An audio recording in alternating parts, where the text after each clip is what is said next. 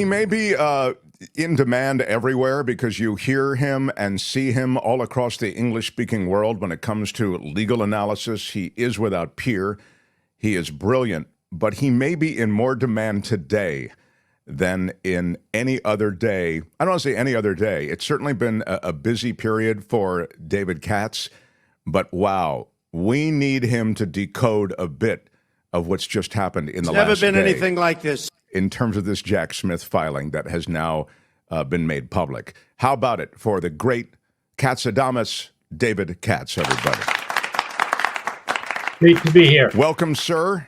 And the thing that jumped out at us, and we tried to address it a bit in the first hour, is the way in which this filing from Jack Smith affects Donald Trump, given the fact that part of the filing does involve conversations he had with his vice president. In fact, that was the center of part of the coup attempt, was to actually get Mike Pence to be part of things, to not certify the electors, and by so doing, not certify the election.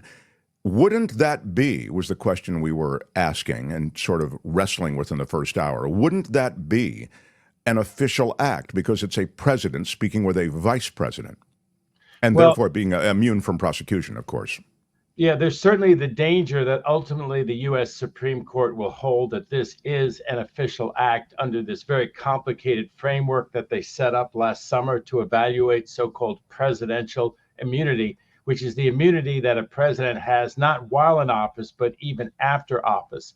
They made it very clear in the U.S. Supreme Court decision, Mark, that anything that he did with the Justice Department seems like it was official. So you would think, okay, well, I don't like that decision. I don't agree with it. But how about anything he did with the vice president is like anything he did with the Justice Department, and therefore is going to be held a core function, an official act, not be allowed to constitute one of the charges, and also not even be allowed to come into evidence.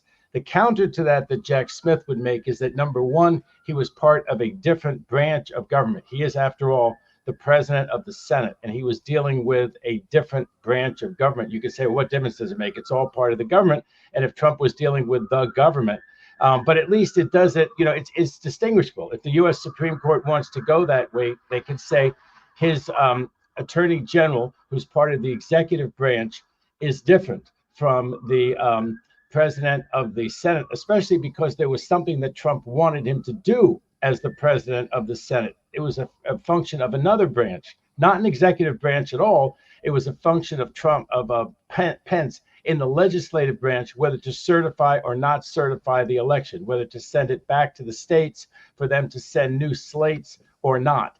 So that would be one of the arguments. And the other argument is that it's overwhelmingly personal. It's being done as a candidate for office and not in his official duties. He has no official duty as the president, either within the executive branch or within the legislative branch or anywhere in the federal government.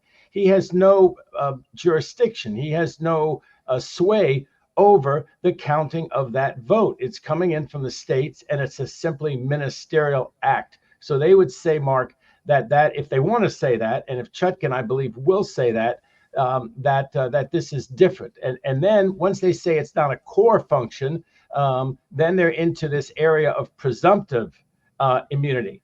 And you're allowed to rebut the presumptive immunity. So that argument goes, let's look at the actual facts of this situation, particularly the not tamping down, particularly this amazing new comment, so what?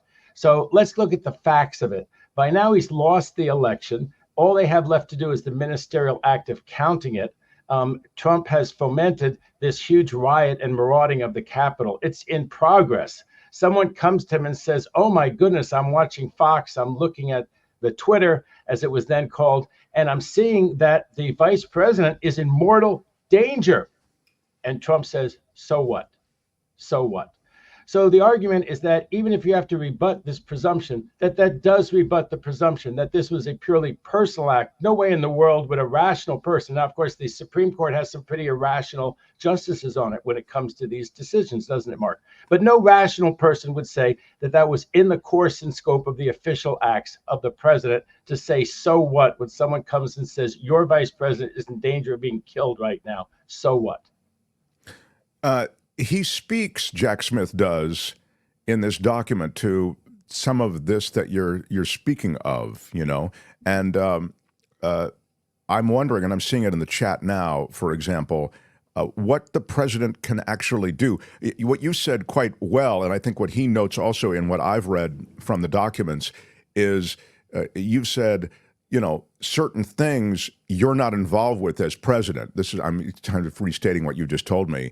And because you're not involved with as president, this thing that you're asking for or whatever, it doesn't fall into the officialdom of your presidency. And as a result, you're not covered by an immunity that would be conferred to the president. What is being asked is the president now, with this SCOTUS decision, this is a bit of a digression, but it's also quite relevant, is the president allowed to ask for anything? I mean, this kind of goes back to other conversations you and I have had about this, David. Even if it's illegal, I mean, that is to say, even if it's not kosher, if it's not, in this case, you know, him trying to essentially engineer a coup, is he allowed to do this, and his conversations are protected by some kind of presidential immunity? Well, his bad intent is not the linchpin. That's what a lot of people thought. They thought if you're doing something really awful, let's take, for example, you go shoot the vice president. It's very clear if you go shoot the vice president on Connecticut Avenue in Washington, D.C., that you've committed a private act. If you sit in the White House and you order the FBI to shoot the vice president, there really is authority in the U.S. Supreme Court that is not prosecutable. I know that sounds unbelievable, but anything that he does with the Department of Justice and with the FBI was considered verboten. It was considered off limits and part of presidential immunity. So if the U.S. Supreme Court wants to insist on this, and they'll get another shot at it, Mark, they're going to say, we said it the first time, we say it the second time. It's not the bad intent. I suppose that if that happened, the Washington, D.C. police could arrest and try to prosecute a president at the time.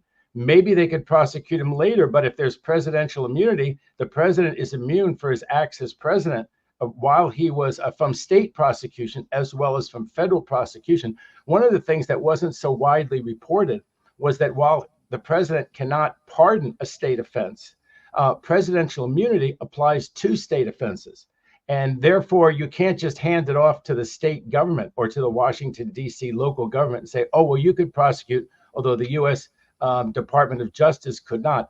It is really as broad and sweeping, Mark, a prohibition on being prosecuted. It really does make the former president a former king. And I thought that one of the reasons, I thought there's two things that are interesting to say about this. I think it got a little bit oversold that there was a real chance of Trump going to jail for this, because there was this case called Nixon v. Fitzgerald, which we talked about on your show. And everybody kind of held their fingers up like, you know, like the devil was approaching, like this can't be happening. Why are you talking about Nixon v. Fitzgerald? They're not talking about it on MSNBC. No one's considered this case to be real. But this case was sitting out there, and what it said was that President Nixon, after he'd been president, could not be sued. He couldn't be sued for an intentional tort. He couldn't be sued for ruining the life of this Fitzgerald guy. He couldn't be sued for doing it allegedly with lies and with bad intent. And that case was 5-4 decades ago. And the four dissenters said, are you kidding? This could possibly apply to a criminal act by a former president. And that was the precedent. When everyone said it was unprecedented, no, there was this awful precedent out there, Mark. And that's kind of where we are right now. Now, what one hopes is that if a president does something really horrible, it stops short of killing the Congress. And having left the Congress alive, the Congress can impeach such a president and remove such a president from office. And then the president would cease to be president and would cease doing his or her crimes.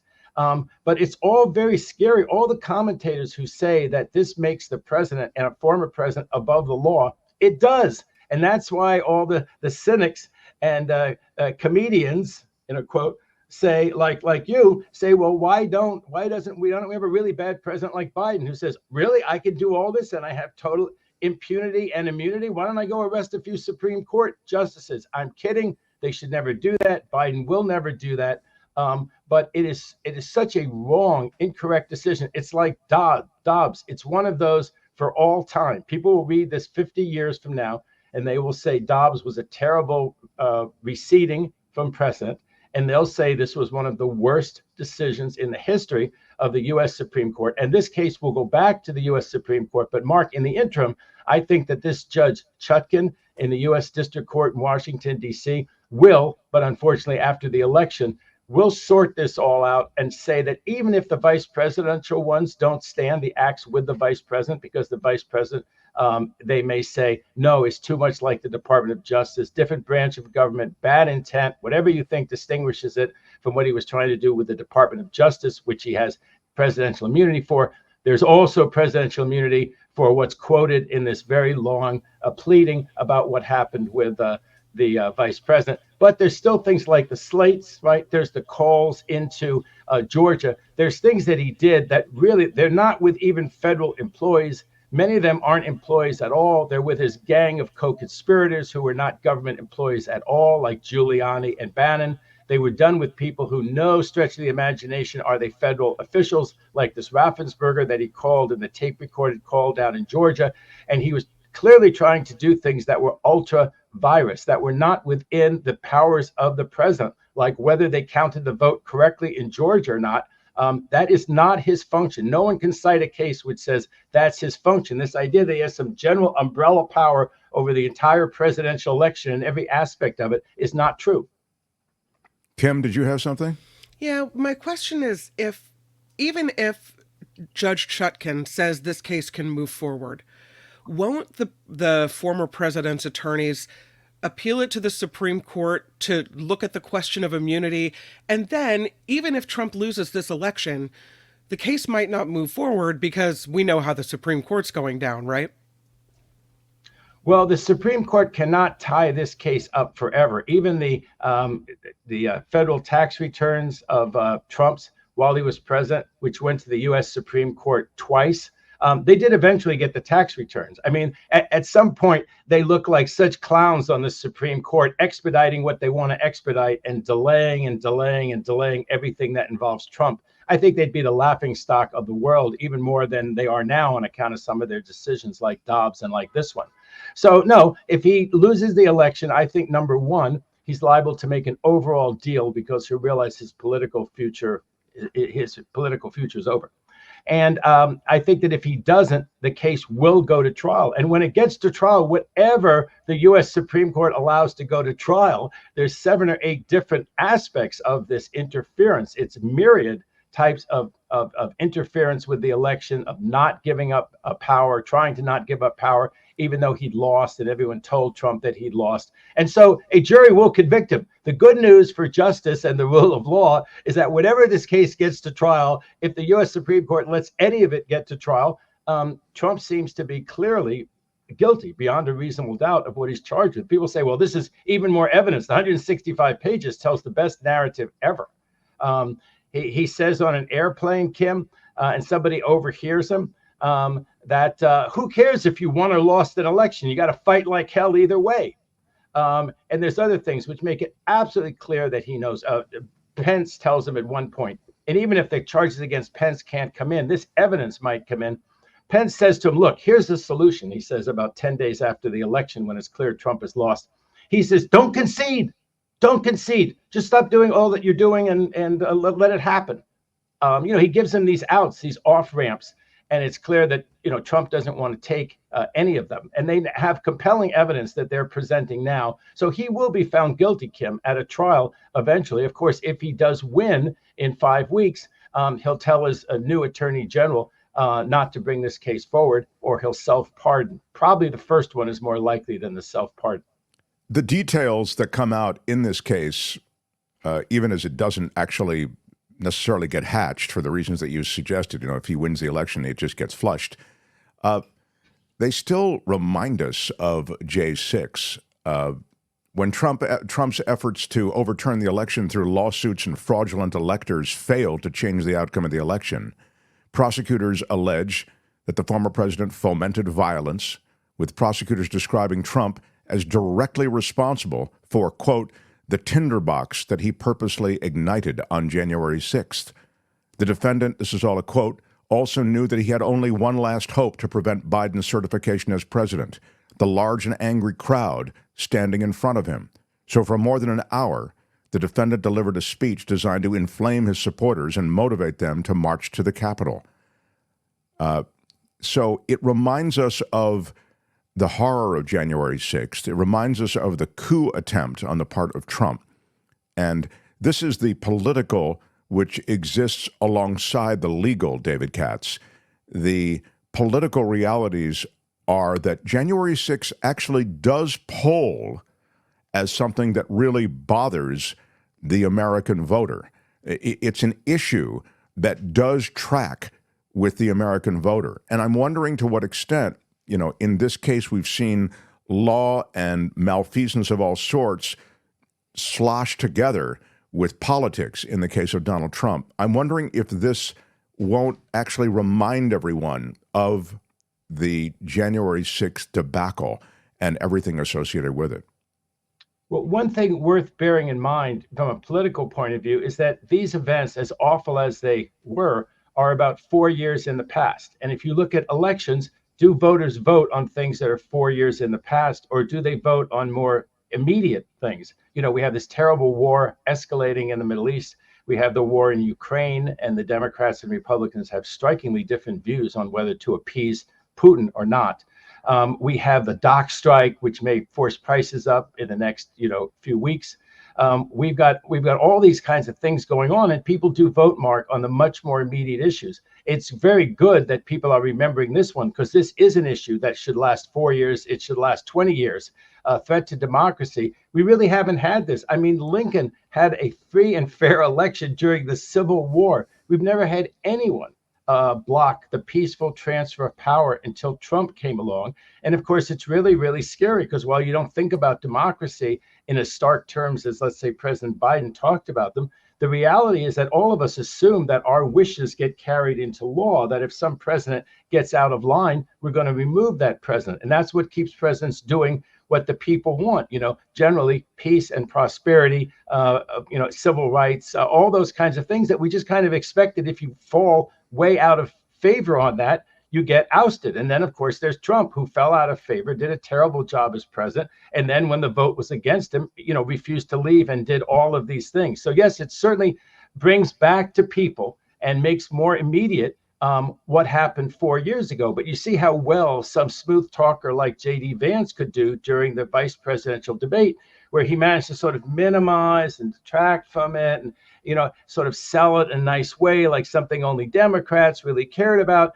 And then, he got asked that good question by Walsh, right? He said to him, did he steal the election? And he evaded the question. What was the exact question? Did Trump lose? And he wouldn't say, yes, Trump lost. I mean, the obvious answer, except that you're a lackey of Trump, is that you answer that question in a way that helps Trump and Vance win, which is, yeah, we fought like hell. We lost that time. We're going to come back and win this time. We're going to restore all the great things that we did during the Trump years. That's the right answer. But he couldn't give that answer because he's so terrified of the repercussions from Trump, which of course gets all of us terribly scared. The vote may get counted right this time if Georgia doesn't, mess it up, and other states don't mess it up with these Trump boards. But imagine people in America, and I know a lot of your listeners get this as well as you and I do, Kim does, but imagine somehow this guy gets back into office. What's Vance been picked for? Why is Vance standing there and not Pence? Vance is standing there, not Pence, because he will do Trump's bidding. Now, Trump may bet wrong on him, right? But Trump is sure betting. And it sure looks like that when Trump somehow gets in there and then the Republicans lose the next time, that they will monkey with the vote to keep the Republicans in power, even though they lost. That's the legacy of Trump, because, you know, there are so many divisive issues, Mark, and I get people break on all these different issues, and I don't tend to get angry at the other side for having a different opinion. But the one that stands out for me above all of these things is what Trump did on January 6th. That is the one absolutely unforgivable sin that no one should vote for him again, because this man absolutely planned to steal the election, even though he lost it. And of course, then he would have been much more autocratic and authoritarian. That's what people do who steal elections. They always become more autocratic, more authoritarian, more bent on revenge on the people who tried to get them to obey the rule of law, which they just flouted.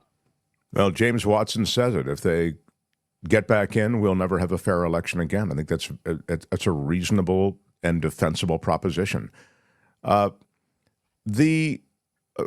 going to say, unless there's something else you want to say about the filing and about what is coming out. I mean, it did and is being played as a huge bombshell, and as you said, you know, on MS, et cetera, it is being, and I understand why. I mean, there are a lot of very damning details here, so please don't misunderstand me. I saw it and read these details, the conversations with Pence, the dealing with Giuliani, the dealing with Bannon, the call to Bannon. There's a lot in here these are damning details.